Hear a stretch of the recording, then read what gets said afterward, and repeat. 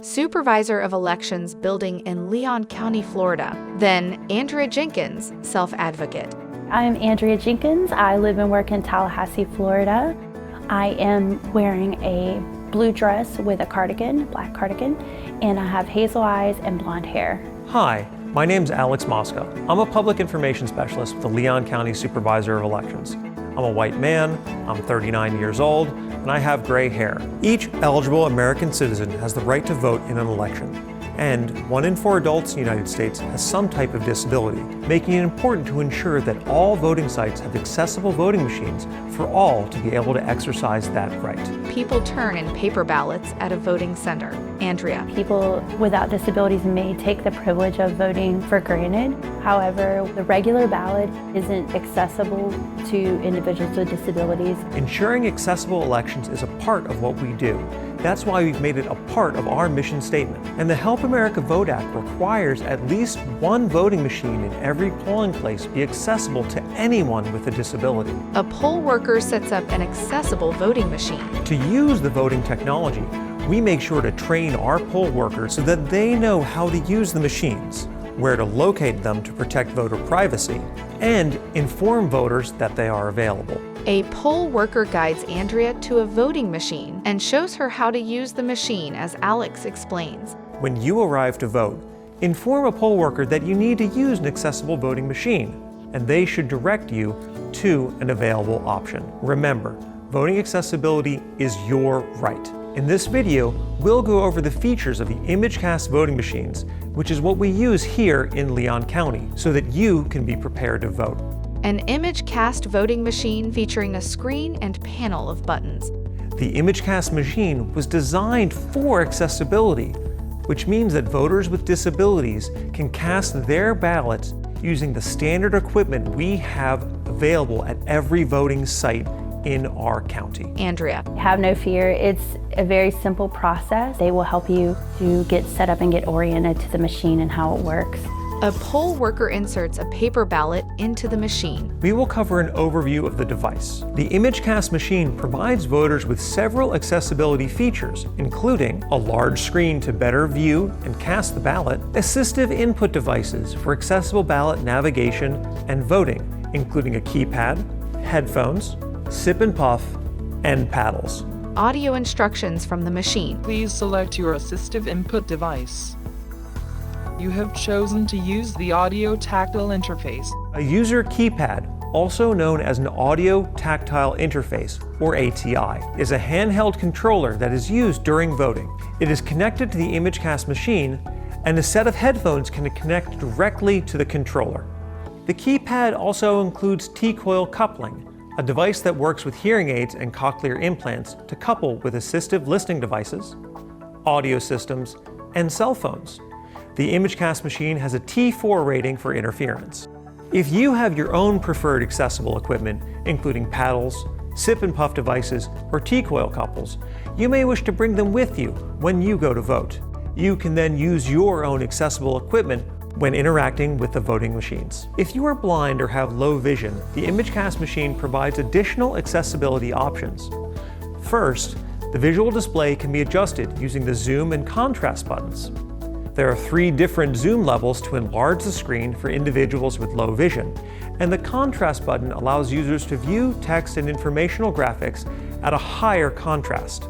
The machine also has a privacy mask feature, which allows the voter to use the audio functions only and black out the screen for additional privacy. The keypad is accessible for blind voters because of the raised keys and braille text identifying each function. The ImageCast machine can read the ballot aloud through headphones. To vote in this contest, press the blue down arrow.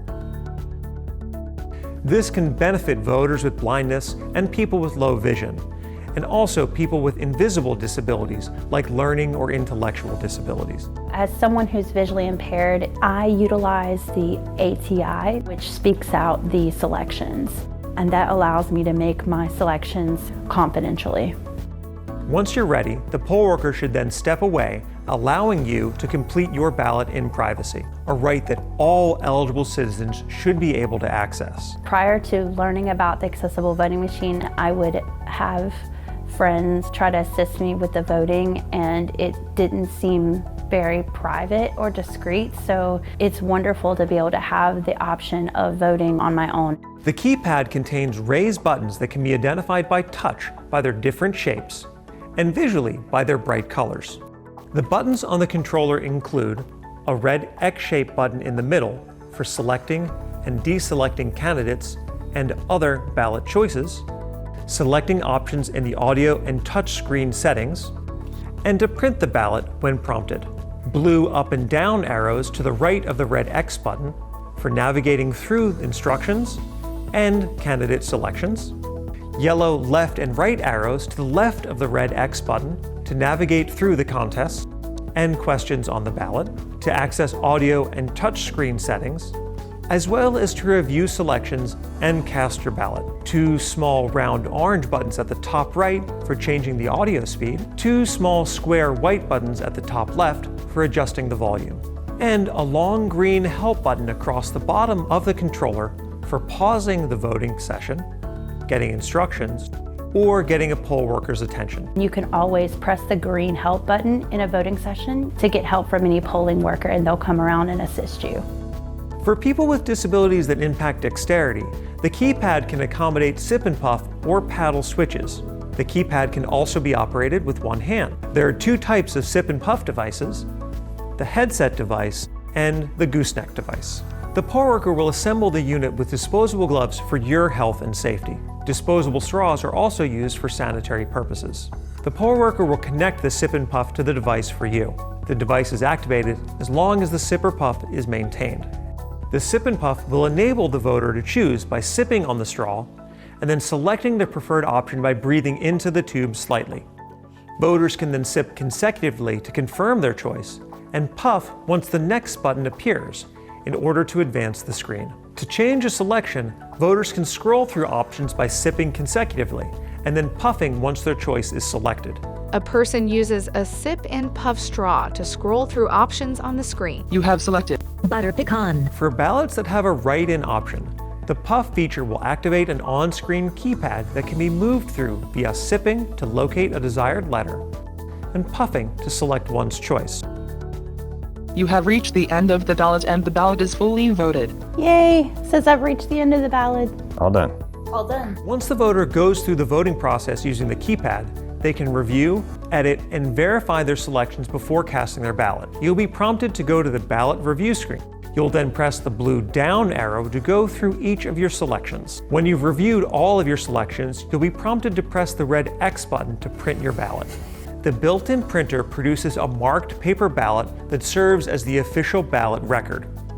The paper ballot is then tabulated by the voting machine the same as any other paper ballot. A poll worker helps Andrea print and cast her ballot. We're going to put it back in the machine like a regular ballot.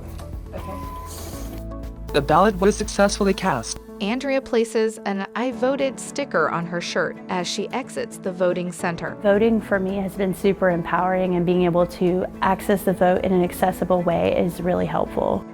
Individuals with disabilities, it's extraordinarily important that we make our voice heard within society by casting our votes along with everyone else. We hope that this video helped prepare you for using the ImageCast machine when you go to vote in upcoming elections.